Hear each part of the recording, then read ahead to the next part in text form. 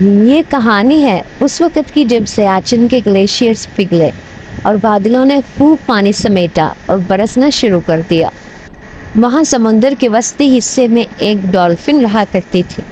وہ بھی بارش کا مزہ لوٹنے پانی کے اوپر آئی اور موسم کے نظارے لیتی رہی۔ وہ بارش جو دکھنے میں بہت اچھی لگ رہی تھی، کسی کو نہیں پتا تھا کہ طوفان برپا کر دے گی۔ وہیں سمندر کے کنارے ایک کچھوا مسٹر ٹرٹل رہا کرتا تھا، جو آج سمندر کے وسط میں سیر کے لیے آیا ہوا تھا۔ جب اس نے بارش دیکھی تو وہ بھی اپنے گھر کی طرف واپس چل دیا تاکہ وہ جلدی سے اپنے گھر واپس پہنچ جائے، لیکن ایسا نہ ہو پایا۔ دور سے اسے ایک طوفان آتا ہوا دکھائی دیا۔ طوفان کو دیکھتے ہی اس نے چاہا کہ وہ تیزی سے آگے بڑھے، لیکن نہیں بڑھ پایا۔ پانی کی لہریں اتنی شدید تھی کہ وہ پیچھے ہی دھکیلا جا رہا تھا۔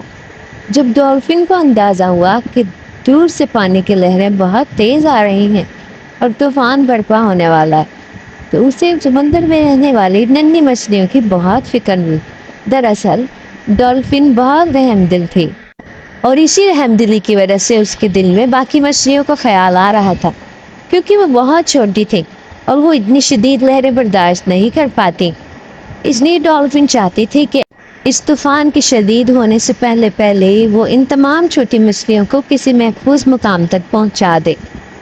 کچھ دیر تو وہ ان لہروں کا جائزہ لیتی رہی کہ آخر وہ کس طرف سے آ رہی ہیں اور کس طرف آئیں گی اور وہ سمندری مخلوق کو کتنا نقصان پہنچا سکتی ہیں۔ پھر آہستہ آہستہ ڈولفن اس طرف روانہ ہو گئی جہاں تمام چھوٹی مچھلیاں موجود تھیں۔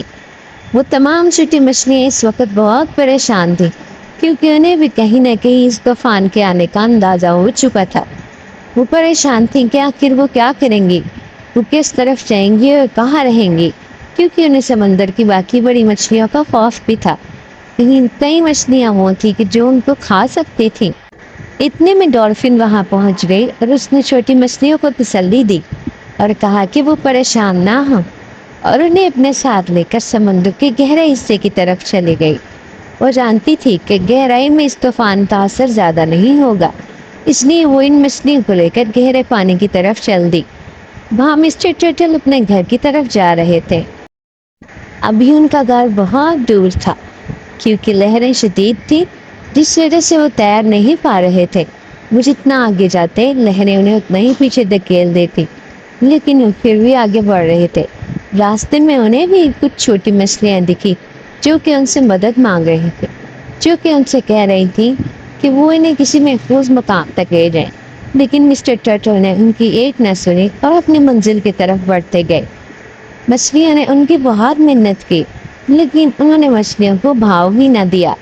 ڈولفن نے بھی انہیں جاتے ہوئے ایک دفعہ کہا کہ مسٹر ٹرٹل، آپ تو بڑے ہیں، آپ جاتے جاتے ان کو کسی ایسی جگہ چھوڑ جائیے جہاں یہ محفوظ رہیں، لیکن انہوں نے ایک نہ سنی۔ آخرکار ڈولفن ان چھوٹی مچھلیوں کو لے کر ایک غار میں آ گئی۔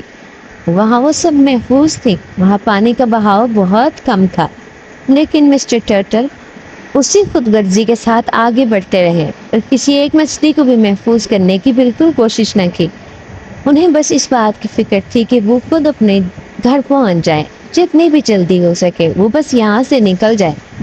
وہاں انہیں ایک گھاٹی نظر آئی۔ انہوں نے سوچا کہ وہ کچھ دیر اس میں رک جاتے ہیں، جیسے ہی طوفان تھوڑا تھمے گا وہ وہاں سے نکل کر چلے جائیں گے۔ وہ دل ہی دل میں خود کو بڑا محفوظ سمجھنے لگے اور اس گھاٹی کی طرف بڑھنے لگے۔ مسٹر ٹرٹل کو بھی اندازہ ہی نہیں تھا کہ وہ کس مصیبت میں پھنسنے جا رہے ہیں۔ اگر انہیں اندازہ ہوتا تو وہ کبھی اس طرف نہ آتے۔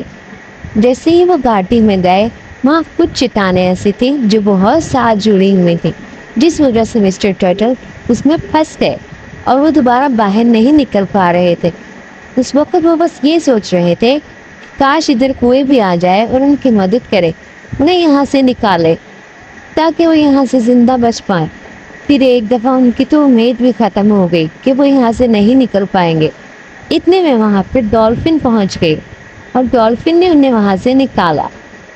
مسٹر ٹرٹل ڈولفن کے سامنے بہت شرمندہ تھے، کیونکہ انہوں نے اس کے کہنے پر کسی ایک بھی مچھلی کی مدد نہیں کی تھی، لیکن ڈولفن نے انہیں یہ بات ایک دفعہ نہیں جتائی۔ اور چپ چاپ انہیں لے کر باہر کی طرف آنے لگی۔ مسٹر ٹرٹل وہاں سے تو نکل گئے لیکن وہ اپنی شرمندگی سے نہ نکل پائے۔ انہیں اس وقت سوچ سوچ کے بہت دکھ ہو رہا تھا کہ انہوں نے ایسا کیوں کیا۔ بہت سی چھوٹی مچھلیاں تھیں جنہیں ان کی مدد کی ضرورت تھی، مگر انہوں نے ان کی مدد نہیں کی بلکہ انہیں نظر انداز کرتے ہوئے صرف اپنی جان کا سوچا۔ ڈالفن انہیں لے کر آگے بڑھتی رہی اور اسی غار کی طرف جانے لگی جہاں وہ ان چھوٹی مچھلیوں کو چھوڑ کر آئی تھی، لیکن مسٹر ٹرٹل شرمندگی کے مارے آگے ہی نہیں بڑھ پا رہے تھے۔ انہیں اب احساس ہو رہا تھا کہ آخر وہ چھوٹی مچھلیاں اس وقت کیا محسوس کر رہی ہوں گی جب انہیں ان کی مدد کی ضرورت تھی، اور انہوں نے خود غرضی کا مظاہرہ کیا اور اپنی منزل کا سوچتے ہوئے آگے بڑھ گئے اور ان چھوٹی مچھلیوں کی ایک بھی بات نہ سنی۔ اب مسٹر ٹرٹل غار میں آتے ہی چھوٹی مچھلیوں سے معافی مانگ رہے تھے کیونکہ وہ اپنی شرمندگی کو دور کرنا چاہتے تھے۔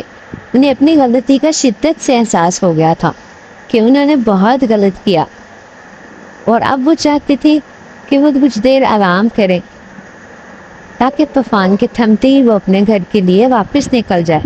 ان چھوٹی مچھلیوں نے انہیں معاف کر دیا تھا، اس لیے اب وہ پرسکون تھے اور وہ عہد کر چکے تھے کہ آئندہ ایسی غلطی کبھی نہیں کریں گے جو انہوں نے اس بار کی۔ مسٹر ٹرٹل نے تو اپنی غلطی سے بہت کچھ سیکھا۔ آپ نے اس کہانی سے کیا سیکھا وہ آپ کمنٹ باکس میں بتائیں اور ہمارے چینل کو ضرور سبسکرائب کیجیے گا تاکہ ایسی کہانیاں مزید آپ دیکھ سکیں۔ شکریہ۔